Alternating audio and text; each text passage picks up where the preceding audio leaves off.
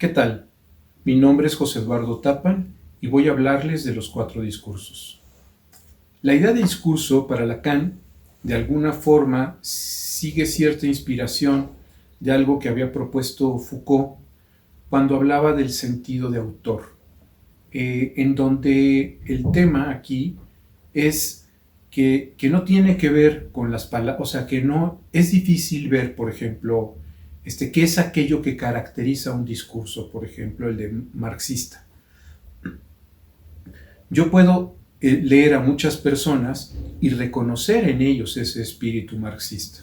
Puedo leer una serie de personas y reconocer ese espíritu lacaniano. Y no necesariamente o freudiano o, digamos, Foucaultiano.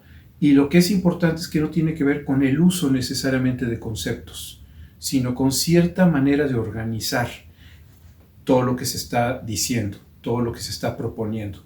Es decir, con una especie de posición subjetiva desde donde se está planteando lo que se plantea. Eso es lo que Lacan propone como discurso. Por eso propone que se trata de discursos sin palabras. Es decir, no tiene que ver con las palabras, con lo que se dice, sino en un performance, en una actividad, en una serie de cuestionamientos, de actitudes, podemos encontrar ese posicionamiento. Por ejemplo, cuando se propone el discurso del amo, que es como comienza esta idea de lo que va a ser los movimientos para poder ver las posiciones subjetivas que hace el lazo social. Estos cuatro discursos habla de que no podemos dar cuenta de estos posicionamientos si no es a partir de otros, si no es a partir de esto que efectivamente está significando un tipo de lazo, ¿no? con una persona, con una comunidad, con el saber, con el conocimiento, con una serie de fenómenos. Así, el primero es el discurso del amo, en este juego hegeliano, en donde al amo lo hace el esclavo. Es decir, el amo no puede someter a una persona si esa persona no desea ser sometida, si no se permite ser sometida, digamos, doblegada, aunque sea por miedo a perder la vida. Si esa persona no lo acepta, el que quiere constituirse como el amo jamás podrá hacerlo. Entonces ahí hay un juego dialéctico en donde el amo está hecho por el esclavo, el señor por el siervo, que es exactamente como lo propone Hegel.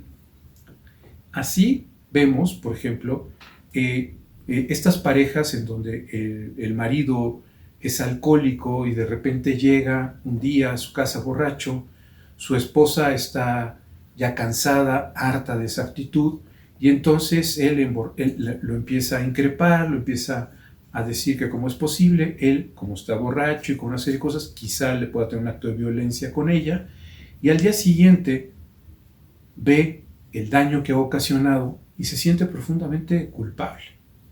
Y entonces ahí él se pone y dice, ¿sabes qué? Te pido que me disculpes y quiero ponerme a tu servicio. Quiero ser una alfombra, un tapete que pases por encima de mí.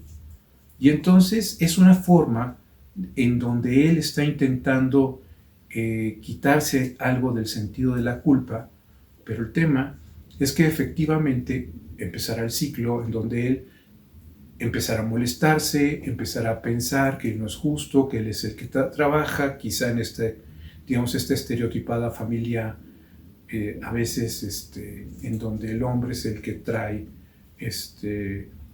digamos, el que va a traer todo el dinero y las cosas para la casa, y la mujer es la que está, la ama de casa, ¿no?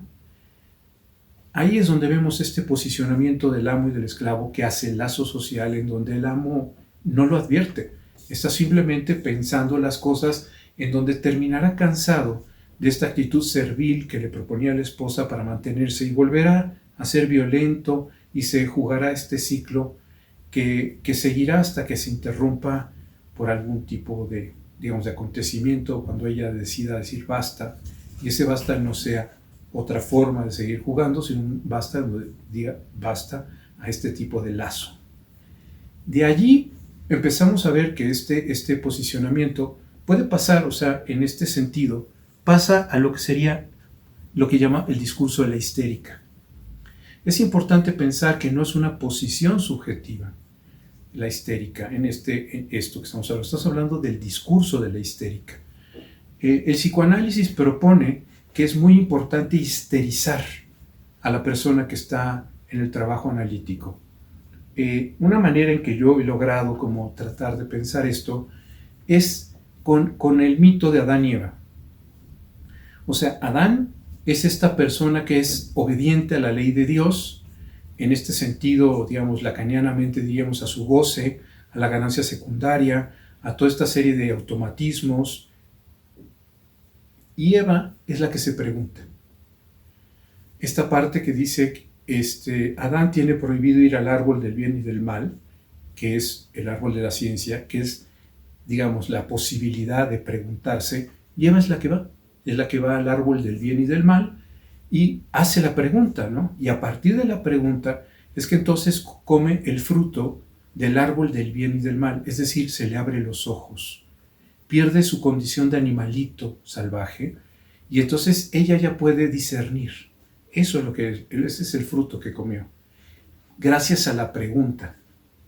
Eso es exactamente lo que se busca con el discurso de la histérica, que el paciente en este lugar salga de estos automatismos, de estas certezas, de esta obediencia al goce, de esta obediencia a los síntomas, al automatismo en donde sigue las cosas que lo han llevado precisamente al lugar en que se encuentra, para que pueda preguntarse, para que pueda abrirse a la falta, a que las cosas no están circulando de la manera en que él había previsto, ¿no? Desde esta posición adánica. Y entonces la idea del discurso de la histérica es que pueda generar este discurso de la pregunta, ¿no? Salir del automatismo. En este sentido, Lacan continúa con la idea del discurso universitario. El discurso universitario es no estoy siguiendo el orden, pero es importante. Digamos, el discurso universitario es esta parte en donde, de alguna forma, el sujeto no está presente. El saber está en otro lado. El discurso universitario sería exactamente el mismo que el discurso si uno es fiel a una religión, si uno es fiel a la universidad, es decir, donde el saber está colocado en algún otro sitio. Entonces, si yo leo muchos libros, tendré mucha información y esa información de alguna forma me ayudará a colocarme en un sitio. Y Lacan dice, sí, ese es el discurso universitario, pero ese discurso universitario, el sujeto, la pregunta, las dudas, su sabiduría, su experiencia, no están concernidos.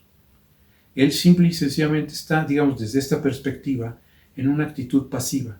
Y entonces, donde estará lleno de citas, de reflexiones, podrá decir, como si estuviera en una sesión espiritista, lo que dice un autor, lo que dice el otro, por su boca podrá referirse a infinidad de autores.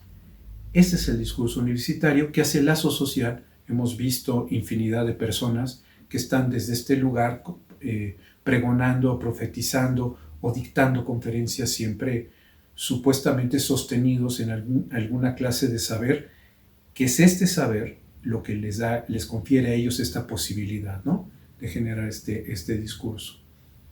Y finalmente finalmente el discurso del analista, en donde es un discurso complejo, porque ese discurso lo que está proponiendo es que tenga la posibilidad, el analista, de no estar como persona, de no ser un individuo, de no estar él hablando de toda una serie de cosas, sino de la posibilidad de colocarse en la posibilidad de que sea el otro, el que analiza, el que pueda de alguna forma de ahí surgir la verdad. Es decir, el analista no tiene la verdad. Tiene que generar las condiciones de que la persona que está trabajando analíticamente descubra, de que la persona que está analíticamente analice, interprete. Y entonces, de ahí surja la verdad. Esa verdad que tiene que ver con su deseo, con el deseo de esta persona, no del analista. Por eso es una posición compleja, porque implica de alguna manera deshacerse de este sentido de protagonismo, de dirección, más bien de director de lo que podría ser el setting o el encuadre analítico y proponer lo que sería propiamente un dispositivo en donde él como persona queda fuera. El único sujeto en ese dispositivo será el que está pagando la sesión. Por último, el discurso capitalista, insisto, es una